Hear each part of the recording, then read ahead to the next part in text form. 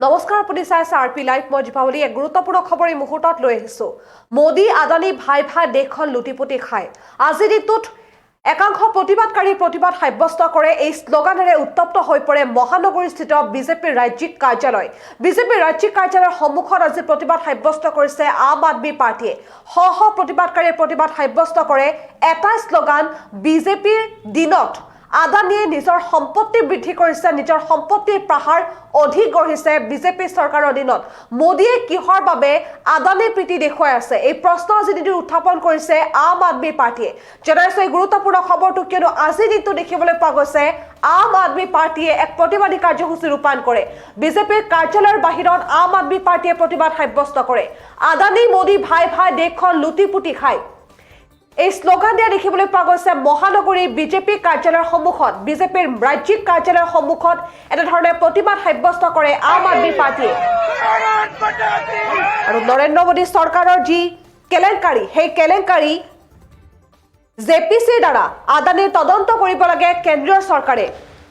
দেশৰ প্ৰধানমন্ত্ৰী নৰেন্দ্ৰ মোদীলৈ এই দাবী উত্থাপন কৰিছে আম আদমী পাৰ্টীয়ে। আৰু আম আদমী পাৰ্টীয়ে পুনৰবাৰ প্ৰতিবাদ সাব্যস্ত কৰিছে কেন্দ্ৰীয় চৰকাৰৰ বিৰুদ্ধে। আজি দিনটো দেখিবলৈ পোৱা গৈছে বিজেপিৰ ৰাজ্যিক কাৰ্যালয়ৰ সন্মুখত, বশিষ্ঠস্থিত বিজেপিৰ ৰাজ্যিক কাৰ্যালয়ৰ সন্মুখ ভাগত এনেধৰণে প্ৰতিবাদ সাব্যস্ত কৰিছে শ আম আদমী পাৰ্টীৰ প্ৰতিবাদকাৰীয়ে।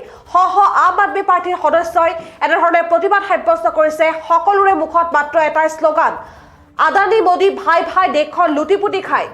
আৰু এই যি সমগ্ৰ ঘটনা, যি কেলেংকাৰী শেহতীয়াকৈ পোহৰলৈ আহিছে, এই সমগ্ৰ কেলেংকাৰী তদন্ত হ'ব লাগে, আদানীৰ তদন্ত হ'ব লাগে জেপিচিৰ দ্বাৰা, এই দাবী উত্থাপন কৰিছে আম আদমী পাৰ্টীয়ে।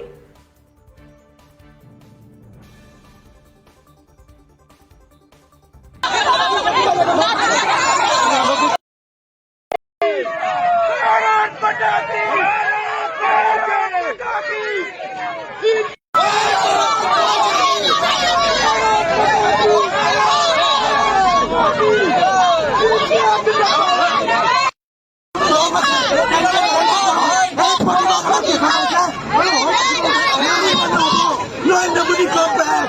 Nobody go go back.